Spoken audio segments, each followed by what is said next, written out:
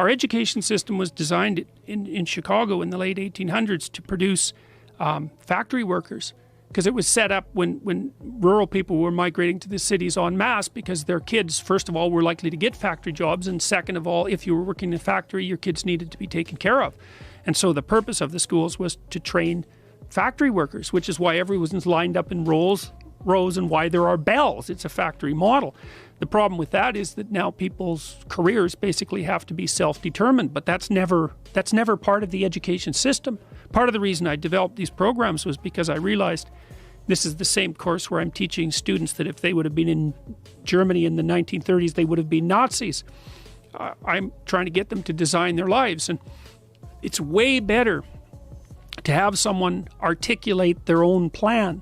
You actually neurologically rewire people by having them formulate their own thoughts, which is why, your school teachers used to say, put it in your own words. It's actually very good advice if they would explain what that means. It's like, if you have to conjure up the thoughts and you have to articulate them, then they change you. I did a video called Message to Millennials, because one of the things Jonathan Haidt said about, he called Karl Marx the patron saint of the social justice warriors, and John Stuart Mill the patron saint of people, say, who stood for objective truth and freedom of expression. And I thought that was really smart. He said Brown University is #1 for social justice warrior universities, and Chicago for truth universities. But one of the things that Marx has over John Stuart Mill is that Marx is a social revolutionary, and young people like to think about ways to change the world, right? And that's actually a positive part of their development. It's a stage that the developmental psychologist Jean Piaget called the messianic stage, and he associated that with late adolescence. It's like, while young people want to change the world, the problem is that that's been harnessed into attempts to change other people.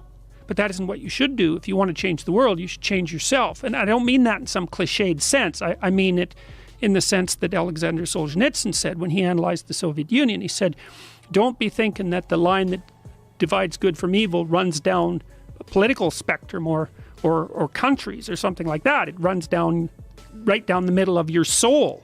And if you want to sort out the world, then what you do is you sort yourself out. It's a serious business, right? They say it's more difficult to rule yourself than to rule a city.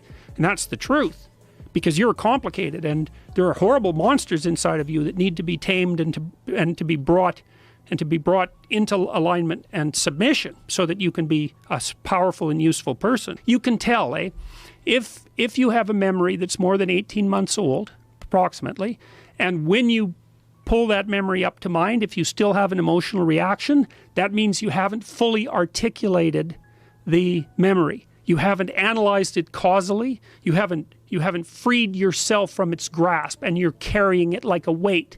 And your brain responds to that. Like the more weight you're carrying like that, more baggage, let's say, the more of the stress hormone cortisol your brain produces, and cortisol makes you old. Some of this work has been done by James Pennebaker at the University of Texas at Austin, because he started to pioneer these sorts of writing programs, and he found that if people wrote about uncertain things, past, present, or future, so they could be traumatic things, they could be uncertain things, that their physical health improved. And he did a lot of detailed research trying to figure out why that was, and basically came down to the explanation that it was something like an uncertainty reduction mechanism at work. Because your brain is always figuring out how well situated are you in the world. How much do you not know compared to how much have you mastered? And you can tell that you've mastered things because when you go somewhere and you act, things turn out the way you want them. That's an indication of mastery. And your brain is sort of keeping track across your whole life of how many places you've been where things haven't worked out compared to how many places you have been where they have worked out. And if all those places in your past where things haven't worked out, you need to map and master. And that decreases the existential load on you, but that actually decreases your psychophysiological load. It makes you healthier. It makes you less stressed. And so we put all that together in this self-authoring suite to help people write about their past, to sort it out in a detailed autobiography. It asks you questions about your past. It says, divide your life up into 6 epochs, and then divide each of those, that might be, say, birth to kindergarten, and then maybe elementary school, and then maybe junior high school, however you want to do it, and then to write about the emotionally significant events in each of those epochs, and then to describe their effects on you, and then to analyze how you did in those situations, what you might have done differently, what you might do differently in the future to straighten out your past. And I've done that with my students in my Maps of Meaning class for about the last 10 years. And some people have written 15,000 words. It's not that uncommon for students to write 15,000 words in their autobiography. Wow. So that's such great advice. That's such great advice about reconciling with your past, because so many people just carry it around. yeah, well, if you're thinking about your past, what it means is you haven't analyzed the causal chains. Because you might say, well, why do you remember your past? Well, you might say, well, it's in order to have an objective, record of the past. It's like it has nothing to do with that. There's only one reason you remember the past, and that's to be prepared for the future. That's why you remember the past. And so what you're supposed to do is take the past and extract out from it wisdom.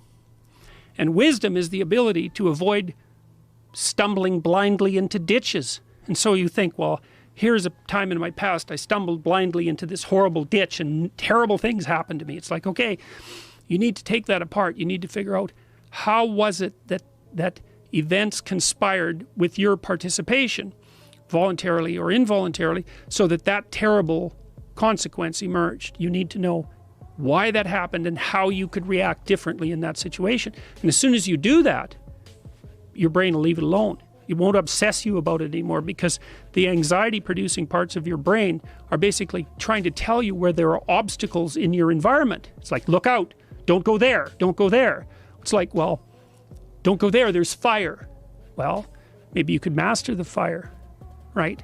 Then you're a wielder of fire, you're not just a victim. And lots of situations are dangerous or not dangerous depending on your level of mastery, right? I mean, life is like that. And so a negative emotion that's associated with a memory is something that's crying out for mastery, and writing can really help with that. So you're reorganizing your brain when you write autobiographically. You're basically, the emotions, memories can be stored at different levels of your brain, some from sort of primordial reptilian image-laden areas that are very emotional, up to finely articulated plans for your future life. Well, you want to take everything that's negative and emotional and transform that into a fully articulated vision for your future. And that frees you of your past. You shouldn't be thinking about your past. I mean, maybe if you're 80 and you're going over a well-spent life, that's a whole different thing. But if you're 30, 35 or 20 and most of the time you're thinking about your past, it's like your soul is trapped back there. And you need to free it through investigation. And the metaphysical language is appropriate, because that is in a sense what you're doing. You're trapped in the past. It's like you got to break free of that so you can use all your resources to move ahead into the future.